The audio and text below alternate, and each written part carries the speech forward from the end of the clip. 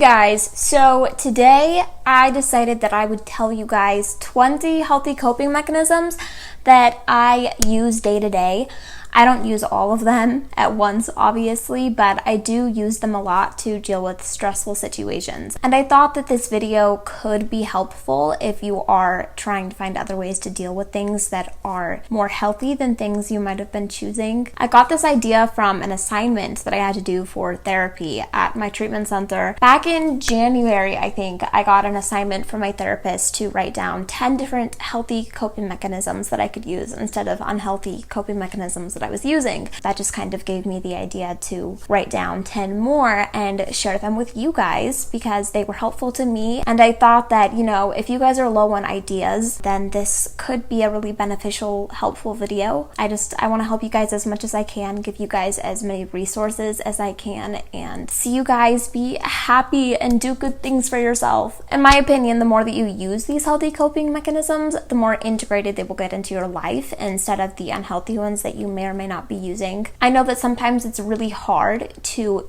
not use those unhealthy coping mechanisms because they've worked for you for so long and you feel really attached to them. But the point of using healthy coping mechanisms long term is because then those will become more normal to you, and then those coping mechanisms kind of replace the bad ones in a way and become more of your go-to. That's what has happened for me, and I honestly didn't think that it was going to work, but it actually did. So I just thought I would share with you my coping mechanisms, and I have them written down in this little bullet journal that I have. I always write down my therapy notes and stuff in here, and my assignments, because I just find it to be more beneficial that way, and I get more out of it because then I'm like putting work into it. Anyways, let's get on to the coping mechanisms. Let's go. Number 1 is writing. For me, I like to write music as a way to cope with things because it helps me be able to express my feelings in a way that I'm not able to really verbalize without using music. And then seeing that on paper and putting it to music just is a really therapeutic thing for me. But writing music doesn't have to be your coping mechanism. You could write a story, you could write a poem. There's a lot of different things that you could do that involve writing. Number 2 is hot showers. This is one of my favorite ways to de-stress. I like to sit on the shower floor and just let the hot water hit me, and I feel like I'm in my own little world because I have the shower curtain, I'm blocked off from everything, and I just get to be alone with myself, and it helps me to kind of process. But then you also hear the water, so it's not just totally silent and you don't feel like you're stuck in your thoughts. It might not work that way for everybody, but I would give it a try if I were you because I think it's great. It is one of my top 5 coping mechanisms for sure. Number 3 is playing with babies. If you have access to a baby, why aren't you playing with it? Babies are one of the most glorious things in the world. Playing with babies is such a great way to get your mind off things. You just see their little cute smiles, hear their little giggles, and see them do funny ass stuff. I love it so much. I can't say that enough times. They are just perfect and they make me so happy. I feel like my happiness feeds off of their happiness. Play with a baby if you have the ability to. Number 4 is holding ice. It's a pretty well-known coping strategy, and it's also kind of a grounding technique. I think it works. It depends on the situation for me. Sometimes it's really helpful and sometimes it isn't. It couldn't hurt to try it, in my opinion. All healthy coping mechanisms deserve to be tried out at least once before resulting to unhealthier things. Number 5 is watching a funny TV show. One thing that really helps me come out of being in a bad mood or having a lot of stress, being depressed, is to laugh. And I know that when you're feeling really down, it can be really hard to laugh. But for me, if I watch funny shows for long enough, then I will occasionally have like a little giggle come out of me and it brightens my mood just a little bit, distracts me. Number 6 is fun or loud music or both. Just like sitting in your car or a car, listening to music super loud, like on max, and just jamming your heart out. Don't play those sad songs. if you're trying to pull yourself out of a bad mood. I know that sometimes it is really therapeutic to listen to sad songs when you're sad, but if you feel like you're going to resort to unhealthy coping mechanisms, listening to sad music might not be your best option because it might just make you want to engage in those behaviors more. So listening to upbeat, loud, fun music, it's like reverse psychology kind of. It might be the opposite of what you're feeling, but I feel like it would make you want to do bad things less, if that makes sense. Number 7 is ripping stuff up. I found that it's really helpful to rip paper or something. I don't know. The sound is really pleasing, and it also helps to relieve a little bit of anxiety just by having something to do with your hands. Number 8 would be smashing things, which I actually have not done this coping mechanism. I am not a person that likes to be aggressive in any way. I don't really get angry. That isn't something that I ever really feel like I want to do. I'm not like, oh, I want to smash something right now. I just want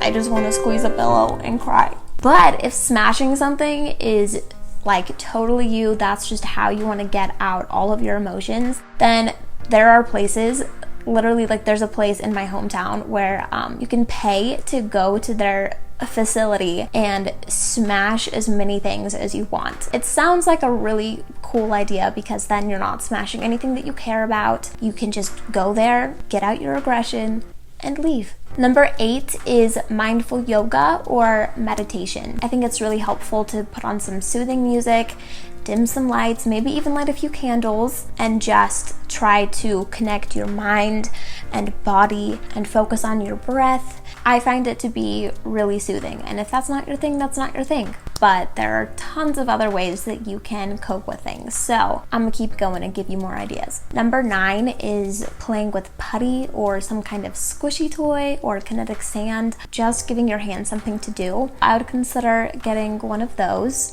if you have the ability to. And like I said before, if it doesn't help you, it doesn't help you. And that's fine. You don't have to pretend like these things are helping you just because they might help other people.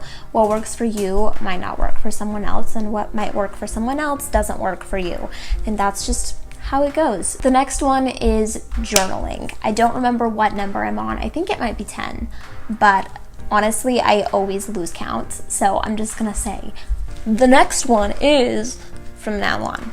This is the deal that we have with each other now, okay? So journaling. Journaling is a great way to just process your emotions, in my opinion. It's really hard when you feel like there's so much going on in your mind and it feels so cluttered and scattered that you don't even really know how to deal with it, and you don't even really understand your feelings. And journaling is a great way to understand them, to kind of sort through everything in your head, make it a little bit less chaotic and a little bit more organized. And then by the time it's on paper, you have all of those feelings out. Then in my experience, I feel a lot less like I want to engage in unhealthy behaviors. The next one, I'm pretty sure it's number 11, is reach out for support. And I know that this might be a really tough thing when you feel like there aren't a lot of support people in your life. And I know that even if you do have really supportive people in your life, it can still be very difficult to actively go up to them,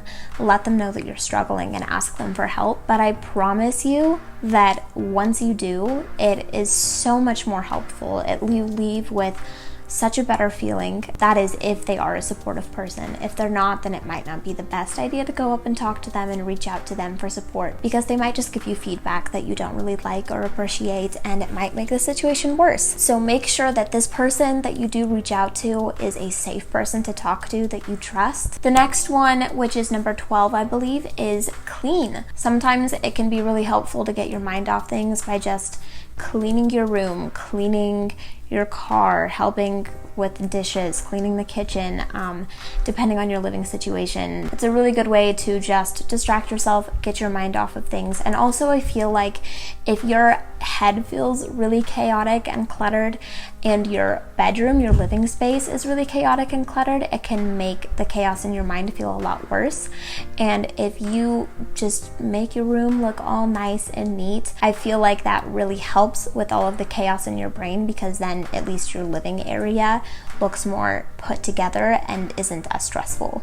Number 13 is change your room around. So maybe move the furniture to different spots, move your bed to a different wall. Just make a change that is healthy. You could put like string lights up in your room. You could find cute little decorations that you want to add. Maybe redecorate your room if that's an option for you. Any way to change up your living situation is a good way to fill that need. Another way to fill that need is number 14, and that's dyeing your hair. So that's just another good way of implementing change into your life.